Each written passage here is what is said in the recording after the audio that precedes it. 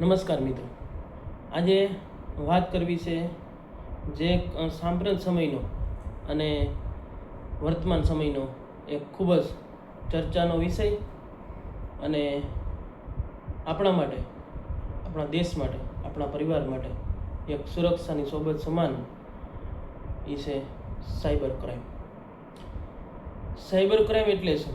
Internet, computer અને digital સાધનો દ્વારા કરવામાં આવતા ગુનાઓને સાયબર ક્રાઇમ તરીકે ઓળખવામાં આવે છે. મિત્રો, આજના આ આધુનિક યુગની અંદર મિત્રો ઇન્ટરનેટનો વ્યાપ ખૂબ જ વધી રહ્યો છે અને ઇન્ટરનેટ, સોશિયલ મીડિયા છે એ આપણા જીવનના એક અભિન્ન ભાગ બની ગયા છે.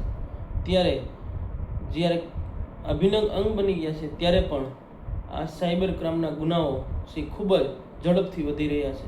ભારતની અંદર મહિનાઓની અંદર અને અથવા વર્ષોની અંદર લાખો ગુનાઓ આવી રહ્યા છે. જે સાયબર ગુનેગારો એ પોતાની નવી ટેકનિકોનો ઉપયોગ કરી અને જે વ્યક્તિઓને છે તે આનો લાલચો આપી અને એનો ભોગ બનતા હોય છે અને ભોગ બનાવતા હોય છે. ઇન્ટરનેટનો ઉપયોગ છે એ સરકારી સેવાઓ લઈને શૈક્ષણિક સેવાઓ સુધી અને ખેતી ઉદ્યોગ છે, પછી દવાખાનાની અંદર છે, મેડિકલોની અંદર છે, બધે જ તેનો વ્યાપ ખૂબ જ વધી ગયો છે. પરંતુ એની અંદર સાયબર ગુનાઓ છે એ પણ એટલા ઝડપથી વધી ગયા છે. ડેટા ચોરી થાય છે, અજાણી લિંકો આવે છે, એના ઉપર ક્લિક આપણે કરતાં જ આપણે એના ભોગ બનતા હોય છે. આપણે ઓટીપી કોઈને શેર કરીએ છીએ ત્યારે પણ આપણે કાળજી રાખવી જોઈએ કે આપણે ઓટીપી કોને શેર કરીએ છીએ. લિંક આવે છે તો કોઈ ઓફિશિયલ વેબસાઇટની લિંક છે કે શું? કોઈ SMS આવે છે તો કોઈ બેંકનો છે કે શું? આપણે સીધો જ આપણે ઓટીપી આપી દઈએ છીએ? ઓટીપી આપતા જ આપણે તેના ગુનેગાર અથવા એની અંદર છેતરપિંડીની અંદર આવી જાય છે. અને જે બધા હેકર્સ છે એની નવી નવી ટેકનિકો દ્વારા આપણે છે એના ભોગ બનાવતા હોય છે. મિત્રો, તો આધુનિક સમયમાં ઓનલાઈન છેતરપિંડી બનવાના કેસોની અંદર ખૂબ વધારો થઈ રહ્યો છે. એમાં ખાસ ઓટીપી આપવો, લિંક મોકલવી, પછી SMS આપવો અને ખોટી લાલચોની અંદર ઇનામોની બક્ષિસ છે, લોટરી છે, આવા જે બધા લાલચો છે એ આ બધા હેકર્સો આપતા હોય છે મિત્રો, અને એનો ભોગ આપણે બનતા હોય છે. અને આજના જો કોઈ આપણી અમૂલ્ય સંપત્તિ હોય તો આપણી છે એ પ્રાઇવસી છે મિત્રો, જે આપણી અમૂલ્ય સંપત્તિ કહેવાય છે. અને એ અમૂલ્ય સંપત્તિ છે આપણી નેટ ઉપર આપણે બધાને શેર કરતા હોય છે. આપણા ફોટોઝ છે, આપણી પર્સનલ માહિતી છે, બધી શેર કરતા હોય છે. અને હેકર્સ છે તે હેક કરી અને આપણને છે એ ગુનાઓની અંદર ભોગ બનાવતા હોય છે મિત્રો. ખાસ કરીને છે યુવતીઓ છે પોતાના ફેક એકાઉન્ટ બનાવી અને અજાણ્યા વ્યક્તિઓ સાથે મિત્રતા કરે છે અને અંતે છે એ આ અજાણ્યા જે મિત્રો સાથે મિત્રતા કરી અને અંતે તે ગુનાઓની અંદર છંડોવાય છે અને અંતે તેનો ભોગ બને છે અને અંતે છે એ આત્મહત્યા કરતા હોય છે. વિદ્યાર્થીઓ છે એની અંદર આ સાયબર ક્રાઇમના ગુનાઓ ખૂબ જ ઝડપથી વધી રહ્યા છે. વિદ્યાર્થીઓ છે ઓનલાઈન ગેમિંગની અંદર,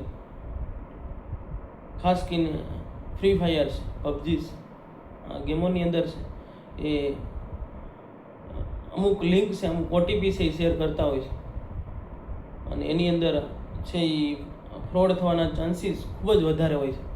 અને તેઓ છે આના આકર્ષણને કારણે, ગેમ્સના આકર્ષણને કારણે તે છે એના ભોગ બનતા હોય છે. અને આ ભોગ બનવાની સાથે જ પોતાને તો એક માનસિક તાણ અનુભવે છે, શૈક્ષણિક કાર્યની અંદર એ ધ્યાન આપતો નથી અને અંતે છે એ માનસિક કંટાળીને આત્મહત્યા કરતા હોય છે. તો સાયબર ક્રાઇમના ગુનાઓ આપણે આત્મહત્યા સુધી લઈ જાય છે. તો આપણે સતર્કતાની જરૂર છે. એક યોગ્ય માર્ગદર્શન મળે એ માટે મેં થોડો પ્રયાસ કર્યો. એમાં ખાસ ધ્યાન રાખીએ, ઓટીપી આવે, મેસેજ આવે કે કોઈ લિંક આવે, કોઈ આપણે ખરીદી કરીએ ઓનલાઈન, ઓફિશિયલ વેબસાઇટ હોય એની ઉપરથી ખરીદી કરીએ, આપણે તેનું વિશ્લેષણ નથી કરી શકતા મિત્રો. એ કોઈ એવી માહિતી હોઈ શકે છે પરંતુ એ કોઈ ઓફિશિયલ માહિતી ન હોય છે. બરાબર, માહિતીનો ઘણો બધો ભંડાર ઇન્ટરનેટ ઉપર આપણને આપે છે, પરંતુ કેટલી યોગ્ય છે અને કેટલી અયોગ્ય છે એના ઉપર આપણે ખાસ ધ્યાન આપવું જોઈએ. તો એના માટે શું કરવું મિત્રો? ક્યારેક આનો આપણે ભોગ હું ને તમે બધા બનતા હોઈએ છીએ. તો જ્યારે પણ આનાથી આપણે બચવા માટે ઓટીપી કોઈને શેર ન કરીએ, અજાણી લિંક ઉપર ક્લિક ન કરીએ અને આપણી માહિતીને, આપણી પર્સનલ માહિતીને શેર ન કરીએ. જો આનો ભોગ બનો તો સરકારશ્રી દ્વારા આપણને એના માટે હેલ્પલાઇન નંબર શરૂ કરેલો છે 1930 1930. એના ઉપર આપણો છે કેસને દાખલ કરીએ અને યોગ્ય નિવારણ એનું આવી શકે છે.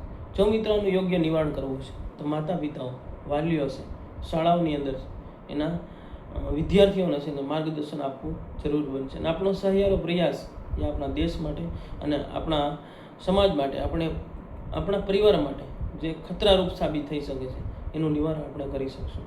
તો આ ખતરો આપણા પરિવારો માટે અને દેશ માટે બહુ મોટો ખતરો બની શકે. ટેકનોલોજીનો જેટલો વ્યાપ વધ્યો છે એની સાથે ગુનાઓ પણ વધી રહ્યા છે. તો એનો છે એ આપણે ભોગ ન બનીએ અને બચતા બીજાને અટકાવીએ. આ મારો થોડો નાનો પ્રયાસ છે મિત્રો. આવા નવા વિડીયો જોવા માટે અમારી જંગલ પ્રેમી યુટ્યુબ ચેનલ છે એને સબસ્ક્રાઈબ કરો, લાઈક કરો અને શેર કરો. જે મારા મૌલિક વિચારો છે તે હું સોશિયલ મીડિયા ઉપર શેર કરીશ મિત્રો. જો સારો લાગે તો લાઈક કરજો. જય શ્રી કૃષ્ણ, જય હિન્દ, જય ભારત.